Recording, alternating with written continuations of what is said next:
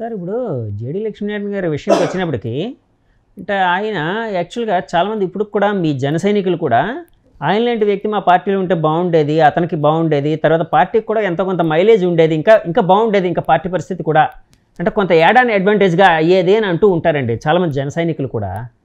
అంటే దాన్ని ఏ విధంగా చూస్తున్నారు మీలాంటి నాయకులు? ఎందుకంటే మీరు పవన్ గారిని వ్యక్తిగతంగా చాలా దగ్గరగా ఉన్నారు, అలాగే జేడీ గారు అంటే నాకు తెలిసినంత వరకు జేడీ గారికి ఇక్కడ ఎంపీగా సీట్ ఇవ్వడానికి పవన్ గారు మీరు వెళ్ళి రికమెండ్ చేసి దగ్గరుండి పట్టుబట్టి ఇప్పించారని నాకు తెలిసింది. నిజం ఉందా లేదా? 100% నిజం. ఆయన బ్రదర్‌ఇన్‌లా వెళ్ళారు, ఇవ్వనన్నారు అప్పుడు సీటు. నేను వెళ్ళమన్నాను, ఇవ్వమన్నాను. కళ్యాణ్ గారు నన్ను కూడా తిట్టారు. అంటే లేదండి ఆయన మంచోడని అనుకుంటున్నారు ప్రజలు. ఇప్పుడు మనకు అవసరం కదా, నాకంటే 10,000 20,000 ఓట్లు ఎక్కువ వస్తాయి ఆయనకి. ఆ 10,000 ఓట్లలో ఒకవేళ ఓడిపోయామనుకోండి ఇబ్బంది అవుతుంది కదా, ఇవ్వండి నేను పనిచేస్తాను. ఆయన వచ్చిన దగ్గర నుంచి ఆయన ఎలక్షన్ అయిపోయి లాస్ట్ బాక్స్ క్లోజ్ చేసినంత వరకు నేను పనిచేశాను.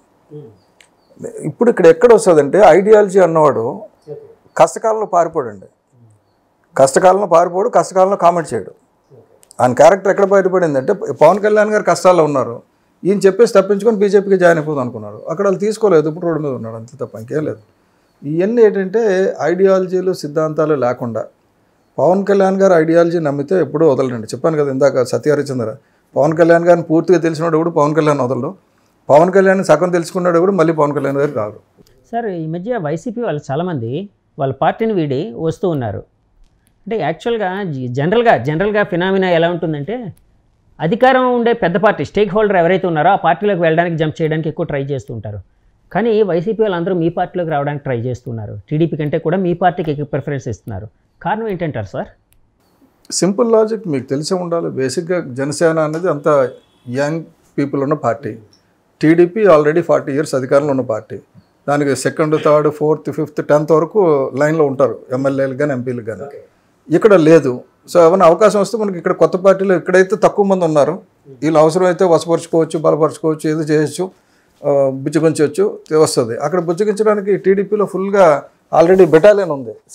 కానీ మీరు ఇందాక పవన్ కళ్యాణ్ గారు ఎవరి మాట వినరు, ధర్మం వైపు నడుస్తూ ఉన్నారు అని మాట అన్నారు కదా. వీళ్ళు ఈ కైండ్ ఆఫ్ మెంటాలిటీతో మీ పార్టీలో చేరే వాళ్ళ ఐడియాలజీ ఇక్కడ సాగుతుంది, మీ పార్టీలో సాగే అవకాశం ఉందనుకుంటున్నారు మరి? ఇప్పుడు ఏ పార్టీ నుంచైనా జనసేన పార్టీలోకి ఎందుకు వస్తారు, ఏ పార్టీలోకైనా ఎందుకు జాయిన్ అవుతారంటే ఒకటి అధికారం అయినా రావాలి, లేకపోతే భవిష్యత్తు అయినా ఉండాలి. ఇప్పుడు అధికారంలో ఉంది టీడీపీ, బాగుంది, అన్నీ బాగున్నాయి, కూటమి అధికారంలో ఉంది. ఇప్పుడు ఏ పార్టీలోకి వెళ్తే మన ప్రాస్పెక్ట్స్ బాగుంటాయంటే జనసేన పార్టీ చాలా చక్కగా కనబడుతుంది. ఎందుకంటే చక్కగా డబ్బులు లేకుండా పనిచేసే కార్యకర్తలు బోళ్ళ మంది ఉంటారు. పవన్ కళ్యాణ్ గారు ఉన్నారు, చాలా దిక్కుల నాయకత్వం లోపం ఉంది. కాబట్టి ఇక్కడ జాయిన్ అయితే మనం ఏదైనా ఎమ్మెల్యే అవ్వచ్చు, ఎంపీ అవ్వచ్చు, ఎమ్మెల్సీ అవ్వచ్చు అని వస్తారు. వచ్చిన వాళ్ళు ఐడియాలజీ ప్రకారంగా పవన్ కళ్యాణ్ గారు ఐడియాలజీ ప్రకారంగా ఉంటే అన్నీ ఉంటాయి. రాకపోతే ఆయన దగ్గర ఏంటంటే ఎంత పెద్ద తప్పు చేసిన వాడైనా యాక్సెప్ట్ చేస్తాడు, మారకపోతే మాత్రం మళ్ళీ దగ్గర రానివ్వరు. అది కాబట్టి వీళ్ళందరూ కూడా రావడం తప్పులేదు. గంగా నదిలాగా ఎవరైనా సరే రావచ్చు, స్నానం చేయొచ్చు, నీళ్ళు తాగవచ్చు, అన్నీ చేయొచ్చు, ప్రయాణం చేయొచ్చు. కానీ అంటే రాజకీయ నాయకులు అధికారమే పరమావధిగా ఉంటారు కదండి. ఇప్పుడు మీరే అన్నారు యాక్చువల్గా మా దాంట్లో కేడర్ తక్కువ ఉంది, అంటే నాయకుల సంఖ్య తక్కువ ఉంది కాబట్టి వాళ్ళు వస్తున్నారు అన్నట్టు అన్నారు కదా. సో ఇక్కడికి వచ్చిన తర్వాత వాళ్ళ ఆటలు అంటే వాళ్ళ ఐడియాలజీ ప్రకారం సాగే అవకాశం ఉందా అండి? అంటే పవన్ కళ్యాణ్ గారు వాళ్ళకి వశం అవుతారా? పవన్ కళ్యాణ్ గారు అసలు ఎవరిని పట్టించుకునే పరిస్థితిలో లేరండి. ఇప్పుడు కూడా బిగినింగ్ నుంచి ఆయన ఆలోచన ఏంటంటే bring change in the people. ప్రజలు ఎవరినైనా యాక్సెప్ట్ చేయాలి, తిరగొట్టాలి. మళ్ళీ వీళ్ళు వచ్చేసారు, సపోజ్ మీరు వైసీపీలో కండలు తిరిగిన నాయకుడు, బాగా డబ్బు ఉంది, బాగా ఇసుక దోచుకున్నారు, అది చేసుకున్నారు, మా పార్టీలో జాయిన్ అయిపోయారు అనుకుందాం. రేపు పొద్దున్న ఎన్నికల ముందు మీకు సీట్ ఇవ్వాలా వద్దా అనేది మళ్ళీ ఇంటర్నల్గా అడుగుతారు అందరినీ. అడిగినప్పుడు అప్పటికి మీరు అడ్జస్ట్ అయిపోయి గతం అయిపోయింది, వదిలే అబ్బాయి మనం ముందుకు వెళ్దాం, అందరిని కలిసి వెళ్దాం అని అందరినీ కలుపుకొని ఉంటే మీకు సీట్ రావచ్చు. లేదు ఎవడైనా సరే నా మాట వినాల్సింది, నేను ఇన్ఛార్జ్ని, రాతే నేను ఎమ్మెల్యే అని అనుకుంటే పక్కకి వెళ్ళిపోతారు అంతే. అలాగే వెళ్ళిపోయిన వాళ్ళు చాలామంది ఉన్నారు. ఇదివరకు ఎవరు దయా ధర్మంతో అయితే అపాయింట్మెంట్లు వచ్చే వాళ్ళు చాలామంది లేరు కదా. ఇప్పుడు నేను ఇదంతా ఎందుకు అడుగుతున్నానంటే అండి, ఒకప్పుడు మీ పార్టీలో ఉండి తర్వాత బయటకు వెళ్ళిపోయిన జేడీ గారు ఒకవేళ మీ పార్టీలోకి వస్తారు అంటే చేర్చుకునే అవకాశం ఉందా అండి ఇప్పుడు? అంటే పవన్ గారు ఐడియాలజీ ఎందుకంటే బేసిక్గా మారతానంటే ఎవరినైనా తీసుకుంటాం. నెక్స్ట్ పార్టీలో జాయినింగ్ అనేది పవన్ కళ్యాణ్ గారు ప్రెరగేటివ్. ఆయన ఎవరినైనా పార్టీలో తీసుకోవచ్చు.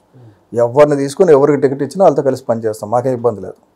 సో నేను చెప్పింది ఏంటంటే ఆయన కోల్పోయింది ఏడుదో చెప్పాను ఇందాక మీకు, అంతే తప్ప ఆయన అంతటా ఆయన పార్టీ కష్టకాలం వదిలేసి వెళ్ళిపోయాడు కాబట్టి అటువంటి వాళ్ళని గుర్తుపెట్టుకుంటారు కదా. కళ్యాణ్ గారు కూడా చిన్న టికెట్ కాదు కదా, MP ticket, Visakhapatnam MP ticket అంటే చాలా ముఖ్యమైన టికెట్ ఇచ్చారు ఆయనకి. టికెట్ ఇచ్చినప్పుడు ఆయన నిజంగా కష్టపడి పనిచేసి ఉంటే వేరేగా ఉండేది. అది కాబట్టి చూద్దాం. ఇప్పుడు ఏమంటే ఇవన్నీ కూడా సార్ రాజకీయాలు అనేవి మార్చడానికి వచ్చాం. మీరు ఇప్పుడున్న డెఫినేషన్స్ ఏవి పనిచేయవు. భవిష్యత్తులో డెఫినేషన్స్ ఎలాగుంటాయంటే పంచాయతీలన్నిటికీ అధికారాలు ఇచ్చేసిన తర్వాత, కార్పొరేషన్లన్నిటికీ అధికారాలు ఇచ్చిన తర్వాత ఇంక ఎమ్మెల్యే ఎంపీ అయితే నేనేం చేయాలి, నేను డబ్బులు ఎలా సంపాదించుకోవాలని ఉంటుంది కదా. నెక్స్ట్ మీరు ఇసుక మైనింగ్ పాలసీలు, లిక్కర్ పాలసీలు అన్నీ స్ట్రైట్ పెట్టేశారనుకోండి, ఎంపీ ఎమ్మెల్యేకి డబ్బులు ఎక్కడి నుంచి వస్తాయి? డబ్బులు ఉన్న వాళ్ళు ఎవడో ఎంపీ ఎమ్మెల్యేగా రారు. అప్పుడు క్యారెక్టర్ ఉన్న వాళ్ళు వస్తారు.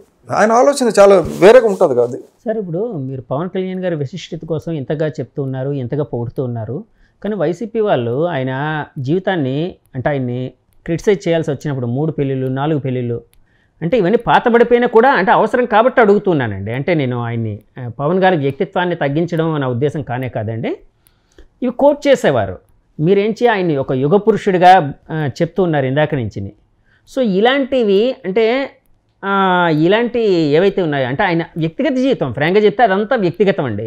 అది బయటికి తీసుకుని రాకూడదు. కానీ రాజకీయాల్లోకి వచ్చిన తర్వాత ఎవరైనా ఇందాక మీరు అన్నట్టు ఎవరైనా రాళ్ళు విసురుతారు, అది భరించాల్సిందే. వీలైతే దాన్ని కౌంటర్ చేయాలి, అంతకుమించి ఇంకేం చేయలేం కదండి. మీరైతే మహా అయితే యుద్ధం చేయాలి. సో ఇలాంటివన్నీ వైసీపీ వాళ్ళు అనే 4 పెళ్ళిళ్ళు ఇలాంటివన్నీ అంటే ఇవన్నీ వినేటప్పుడు మీకేమనిపిస్తూ ఉంటుంది? ఏమనిపిస్తుంది అంటే దశరథ మహారాజుకే మన హిందుత్వం చూసుకుంటే 3 భార్యలు ఉన్నారు. సో ఈ భార్యలతో రాష్ట్రానికి వచ్చే ప్రమాదం కానీ దేశానికి వచ్చిన ప్రమాదం ఉంటే మనం మాట్లాడుకోవాలి. లేదంటే ఈయన ఒకవేళ బామ్మరిది అనుకోండి, మా బావ నాకు అన్యాయం చేశాడని మాట్లాడడానికి ఉంటుంది. కాకపోతే జగన్మోహన్ రెడ్డి చిరంజీవి పవన్ కళ్యాణ్ గారికి మావ అయ్యే అవకాశం లేదు. ఒక బామ్మరిది అనుకోండి, బావగారు నాకు అన్యాయం మా సిస్టర్కి అన్యాయం చేశారని మాట్లాడాలి. ఈయనకి ఎందుకు కందకు లేని దురద కత్తిపేటకు ఎందుకని సామెత ఒకటి ఉంది కదా, ఈయనకి ఎందుకండి అది? ఈయన ఎక్కడ తిరిగాడు, ఎవరితో తిరిగాడు కాదు కదా. పబ్లిక్ లైఫ్లో మళ్ళీ ఏమనంటే కొంతమంది కాపులు పెట్టి నాని ఇలాంటి వాళ్ళని వీళ్ళని పెట్టి మేము తిడతాం మేము అంటాం అని చెప్పేసి బేసిక్ ఏంటంటే వీళ్ళు క్యారెక్టర్లెస్ ఫెలోస్. వాళ్ళకి క్యారెక్టర్ లేదు, వాళ్ళకి ఒక అవగాహన భవిష్యత్తు మీద లేదు, పర్యావరణం మీద లేదు, ధర్మం మీద లేదు. ఈ 2 లేకుండా భవిష్యత్తు లేదు. మాకేమంటే we don't care all the small things. ఇవి పవన్ కళ్యాణ్ గారికి 3 పెళ్ళిళ్ళు అయ్యాయా 4 పెళ్ళిళ్ళు అయ్యాయా అదంతా లేదు. అది అంటే ఇది విధి లిఖితం, ఏం జరుగుతుందో జరుగుతుంది. కానీ ఆయన వరకు ప్రజల సొమ్ము తినేశాడా, రాతే ప్రజలకు ఏమైనా అన్యాయం చేశాడా? అది లేదు. కొన్ని ఎవరైనా వచ్చి కంప్లైంట్ చేశారా? లేదు. కాబట్టి మీకెందుకు బాధ? జగన్మోహన్ రెడ్డి నువ్వు డెఫినెట్గా నువ్వు బామ్మర్ది అయితే ఆ విషయం అడిగితే బాగుంటుంది. బామ్మర్ది కానప్పుడు అడగద్దు. ఎందుకంటే వాళ్ళందరూ హ్యాపీగా ఉన్నారు, వాళ్ళందరూ వేరే పెళ్ళిళ్ళు చేసుకున్నారు, వాళ్ళు ఎవరు ఉన్నారు వాళ్ళందరూ హ్యాపీగా ఉన్నారు. నెక్స్ట్ ఎట్టి పరిస్థితుల్లో మాట్లాడకూడదు. అసలు మనకే మన చరిత్ర బాగాలేనప్పుడు అసలు మాట్లాడకూడదు. అసలు మన చరిత్ర అంతంత మాత్రం, ఆయనకున్నంత ఘన చరిత్ర ఈయనకి లేదు కదా. సో తాతల దగ్గర నుంచి చూసుకుంటే ఈయన చరిత్ర అసలు బాగాలేదు. కాబట్టి ఎంత తక్కువ మాట్లాడితే అంత మంచిది. ఇప్పుడు బేసిక్ ఏంటంటే ఏదో చెప్పి ప్రజలు మాయ చేద్దాం అనుకున్నారండి. కానీ ధర్మం ఒకటి గొడుగులా కాసేసింది పవన్ కళ్యాణ్ గారికి. ఈ విజయం వెనక కూడా ధర్మశక్తి ఉంది పవన్ కళ్యాణ్ గారికి. పవన్ కళ్యాణ్ గారి వ్యూహం, తర్వాత పవన్ కళ్యాణ్ గారి త్యాగం అవన్నీ చెప్పను నేను. ఆయనకి వెనకతలో ఒక శక్తి ఉంది, ధర్మశక్తి. ఆ ధర్మశక్తి ఆయనకు అండగా నిలబడింది.